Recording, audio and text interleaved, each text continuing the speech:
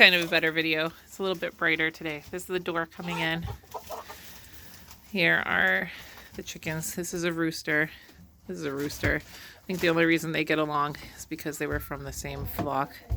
And then we had a whole bunch of baby chicks, and this one's a rooster. This one's a rooster.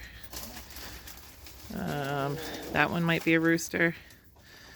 And there's another one. That one. That one. That one. That one. So we're definitely going to have some chicken soup. That one. And another one in our future, because that's way too many roosters for a flock of chickens. And these ones are nice. They're actually nice boys. Right? Are you a good boy so far? So we want to keep the nice ones. So these white birds all lay blue eggs, although as you can see we're getting like no eggs right now, which we kind of expected for the first couple of weeks. And then our brown hens, these are original hens. They're more like a golden comet, Isa brown. They're like a production layer. Some of them are molting. These are our original birds, and they will lay a brown egg, but they're very typically, like when they're not molting, reliable egg layers. So for any of you back in New Bedford that are looking about getting chickens, I highly recommend Marvin Grain in the south end of New Bedford in Dartmouth. Usually they'll get these in the spring, and they're great birds. They're very weather hardy. They do well in all different types of temperatures. They have very docile temperament. They're just great birds. And then these ones, 1, 2, these are babies that came from the Buff Orpington roosters. These like golden colored ones. And our original brown egg laying birds. And so we have 1, 2, 3. They came out of that flock. And then this guy came out of it too, but he's a boy. And so I'm hoping that they will have the same docile temperament that the red chickens and the Buff Orpingtons do, because these white ones, although they lay very pretty eggs and they're very good mothers, they go broody and stay with their nest, and they don't get off of them. They are very protective mothers, but they are just kind of crazy birds. Like, they jump fences all the time. Even if you clip their wings, they fly over everything. They're not as friendly. So we like them because they are very, very good about being moms and staying on their nest. And we like them because they give really pretty eggs, and they're just beautiful birds. So this is a mix of the Buff Orpington and the white one. So he's a rooster as well. And he came from like our first batch that got laid under our lemonade stand. But they also tend to like not lay eggs where they're supposed to. They lay their eggs, like they laid them in our shed, and they laid them under the lemonade stand, and they lay them in bushes and stuff, and they just don't seem to, they're just a little wilder. So we like the temperament of these roosters, and we like the temperament of these hens. And so these ones that are here that are a little bit lighter color are kind of like a mix of those, and I'm hoping they get that really good temperament and that they're very good egg layers. So we shall see. Actually, I just realized these two are roosters, and it sounds weird, but see the gray tails on them? They actually come from these white birds, those Easter eggers. If you look at other breeds, they have like, let me see if I can see it on some of them. If you look closely on some of the white birds, they have like these little gray speckles on the end of some of their feathers. And so these ones that have the gray in them actually came out of the line that were from these white birds, which is kind of weird. So we won't know until they're a little bit older and they start laying eggs, what color eggs they're going to lay. But if you're looking at chickens, like a little trick is, so you see this white one, see that spot like right under her eye where her ear is, how it's like that white colored well, if you look at it really closely on ours, they're actually like a really pale blue. So that's how we know what color egg they lay. And then if you look at like our regular birds, they have that brown next to their ear there. So they lay brown eggs. It's kind of funny. Who knew? So here's our coop. Here's our coop master. They're very happy in this coop. It's actually a really great coop. And they have been very happy here. So they've been in here for a full week now. What's today? Maybe one day more than a week. And they seem to be doing really well in here. It gives them a lot of room, even though they're stuck in the coop. And so it seems to have been keeping down like any fighting and stuff. And then next week, we will let them out. And then we will have like an electric fence around their coop. So they'll be able to free range, but they will be protected from predators. We'll see how that works out. And on the bunnies, their cages are getting built within the week too, hopefully. And their cages will go right up here, and we might breed them for Easter bunnies so that the kids might be able to sell those at farmers markets. We'll see. So that's it. Here's the flock. They all made it. They all made it from Massachusetts. Hey, girls. Oh, see? You can kind of see like the gray speckles in the back of that one.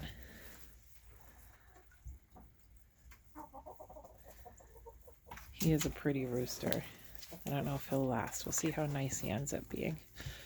So the thought is some of these will end up in freezer camp and end up becoming chicken soup because they'll kill each other if they reach a certain age of maturity, and there's too many roosters, they'll just fight. They'll have too much testosterone and they'll kill each other anyway. So these ones have really nice temperaments, and that's important when you've got little kids. And then these ones, we kind of don't know how they would do for breeding, like if they would end up giving us more hens that lay blue eggs. So we'll see. But we might end up keeping some of them and starting a new flock over where our gardens are going to go over there. And so if they're separate from each other, it won't be a problem. But each rooster needs about 8 to 10 hens to kind of keep them, 8 to 12 hens to keep them busy. And the younger ones are just not quite of the age yet where they're fighting as much, but you can see, like, see, he goes after the other roosters because he's more dominant, and these are his girls. And so as they start to get older soon, we're going to have to find another home for them, or we're going to have to find another use for them, or take them out of this flock because they'll just end up fighting. So that's the one thing about, like, when you incubate and grow your own chickens, it doesn't really cost you anything, but it's very unpredictable. So we, like you can see, we have 1, 2, where's the other one behind here? 3,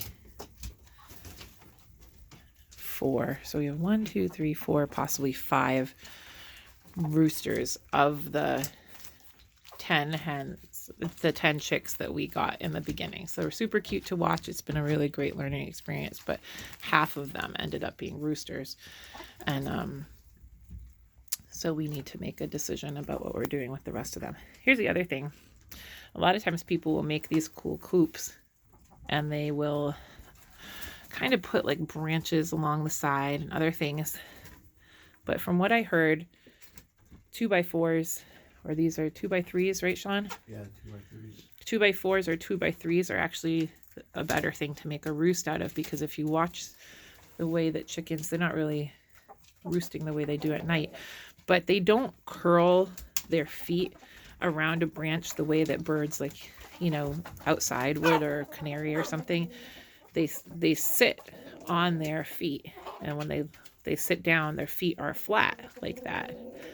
So if you don't have a flat surface for them to roost on, they can end up with foot issues and other problems. So it's better to give them that flat surface to roost on, and when you're making your roost. So use 2x4s or 2x3s, and those are better. Anyhow, this is your friendly chicken video coming from Full and Family Farm. And all of these shavings we'll add. So if we get an extra manure, if it gets really wet in here, we'll just add more shavings to what's already here. And that's called the deep litter method. You can do it in your chicken coops. You can do it in, other things that you're using a lot of shavings in and trying to cover the manure. So you're adding carbon to your nitrogen. So this is your, see all the manure. So that's adding nitrogen to the mix. But when you're adding carbon with your dry wood chips or hay or straw or something like that to your bedding, they will actually turn it and they'll make it into compost. And this is really good for your gardens when this breaks down, and they'll do all that work for you. So they're adding all that nutrition and everything into the mix. And then that ends up being really beneficial for the garden. So this will end up becoming compost, and it keeps any odors down. Like, it doesn't smell bad in here. So that's just another thought when you're thinking of making a chicken coop. So I like this because it's a good size coop. And there's a couple other ideas that we had for chicken coops down the road. Oh, here's the boy who loves to be outside. That child. Hey, Joe. Joe, what do you think about the snow in Missouri? I know. Come here. Show me what you lost. A tooth. Come show me.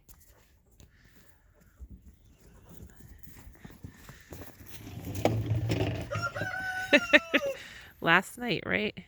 Yeah, last night. All right, so we have to write out a letter today. It's beautiful here.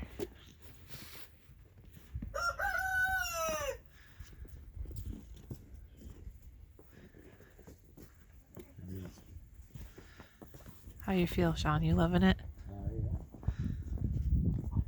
And what I was saying yesterday, it was a little hard to see in the video, is we will probably add just like a 2x4 in the front and on the sides here. And then we'll fill this area with like a weed fabric and some gravel or something, just to keep that area from getting too muddy.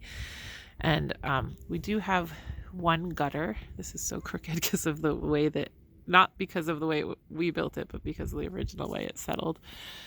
But we will direct the water off of the top of it and have some rain collection here as well. So at least in the non-freezing months, it'll be really good for collecting water. And we have a little pond down over here. You can see that we might actually make bigger. So this is like a little pond, and we have a little barn down there that we're going to be fixing up.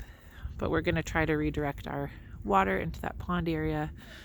And we haven't decided what we're going to do with this. We heard that you can use pigs to help ponds to hold more water. We might like to get it where we can put a little bit of fish in there. And then this barn was like a dairy barn. It has some old milking stations in there. So we'll see if we end up keeping it for that or if we'll use it for something else. And I do like that this is all fenced in around it because of the kids, and that I can see it from the house.